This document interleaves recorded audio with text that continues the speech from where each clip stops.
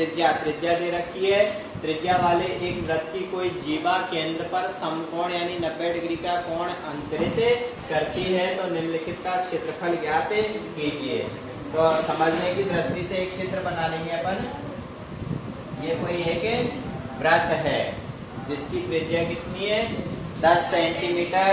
इसमें कोई एक जीवा है, जीवा का नाम लिखेंगे ए और बी।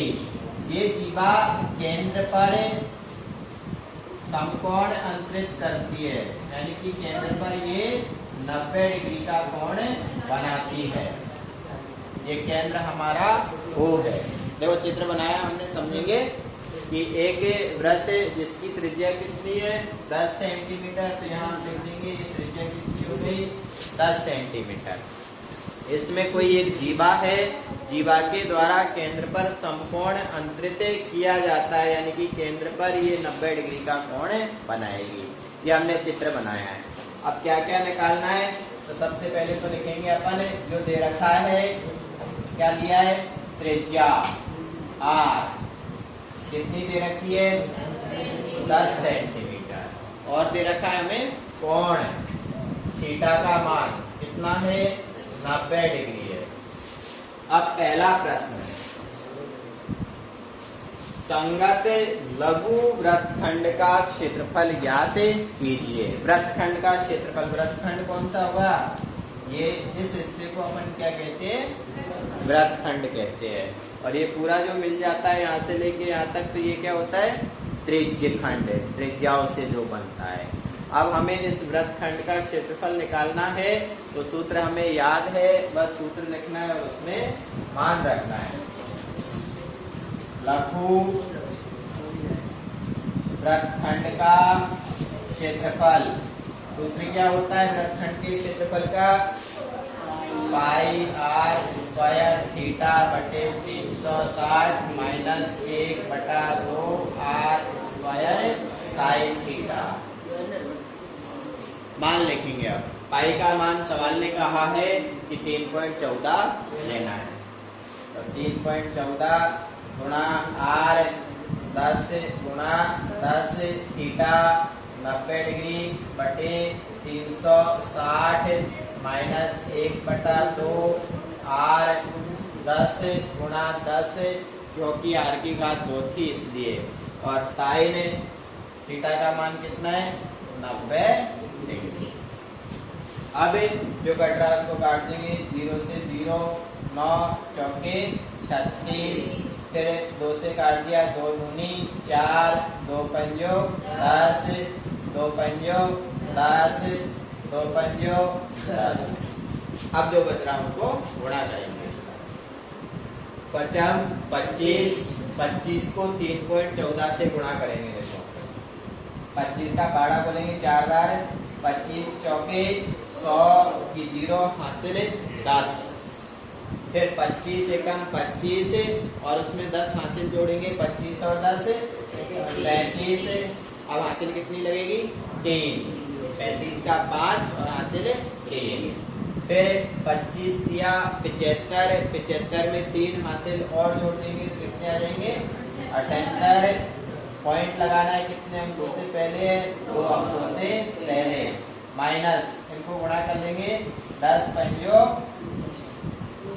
50 गुणा साइन 90 डिग्री का मान, वो सारणी याद करी थी अपन ने, सारणी में साइन 90 डिग्री का मान क्या होता है 1, तो इस साइन 90 डिग्री की जगह पे अपन क्या लिख देंगे 1।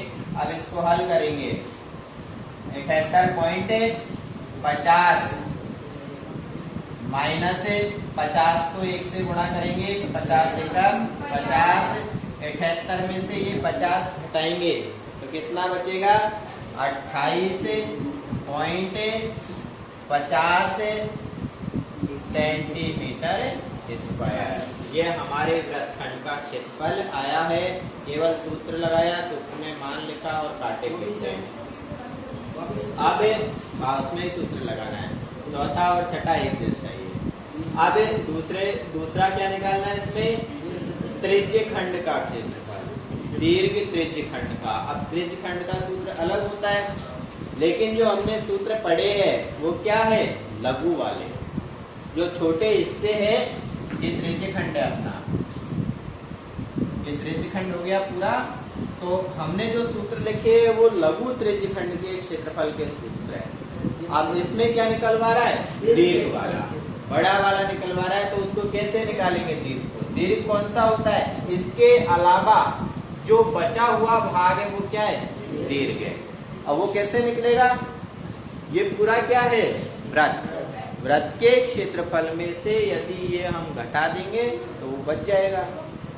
दीर्घ वृत्तखंड का क्षेत्रफल, दीर्घ त्रिज्यखंड का या वृत्तखंड का भी निकालना है तो कैसे निकालते हैं, दीर्घ का, दीर्घ का हमेशा वृत्त के क्षेत्रफल में से लघु वाला घटा देते हैं, दीर्घ का जब निकालना है। ठीक है, तो अब हमें इसमें क्या निकालना है, दीर्घ त्रिज्यखंड का क्षेत्रफल।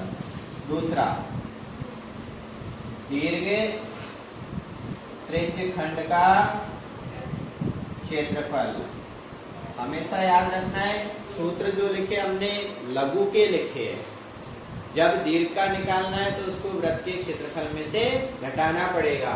वृत्त का क्षेत्रफल का सूत्र क्या होता है, पाई आर स्क्वायर। इसमें से घटाएंगे त्रिज्यखंड के क्षेत्रफल को, त्रिज्यखंड का क्षेत्रफल पाई आर स्क्वायर थीटा बटे 360 डिग्री, ये याद रखना है। दीर्घ का जब भी निकालना है उसको पाई आर स्क्वायर में से घटाना है। अब इसमें मान रखेंगे और हल करेंगे।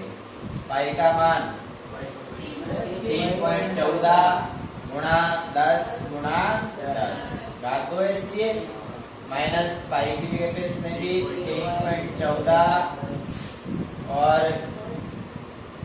एक बार तो लिख लेते हैं गुणा 10 गुणा 90 बटे 360। आप फिर देखेंगे ये हमने पहले हल किया हुआ है, ये देखो कितना आया 78.50। तो अब वापस काटेंगे पीटेंगे नहीं, ऊपर से जो हल किया वही सीधा इसमें लिख सकते हैं।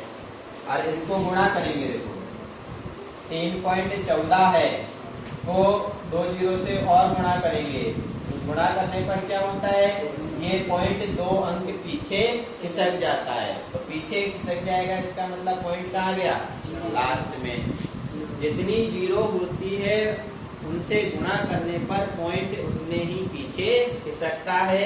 2 जीरो है, गुणा करने पर पॉइंट 2 अंकों से पीछे चला जाएगा और लास्ट में पॉइंट का कोई महत्व नहीं होता है, वो अपने आप हट जाता है। तो इनको गुणा करने पर कितना आएगा 314 माइनस ये हल हम पहले ही कर चुके, कितना लिखेंगे इसकी जगह पर 78.50। अब 314 में से 78.50 हमें घटाना है, तो कितना बचेगा, तो कैसे घटाएंगे, इसके पीछे पॉइंट नहीं है, नहीं है तो क्या करना है, इसके पीछे पॉइंट लगाना है। 314 के पीछे पॉइंट लगाया और इसके पीछे 2 जीरो लगाएंगे।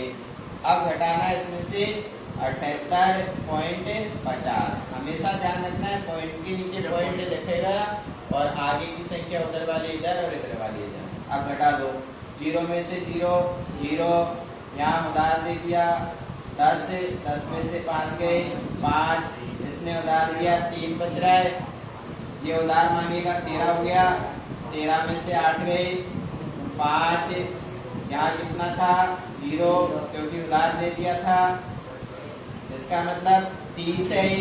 30 में से 7 घटाएंगे तो कितना बचेगा 23।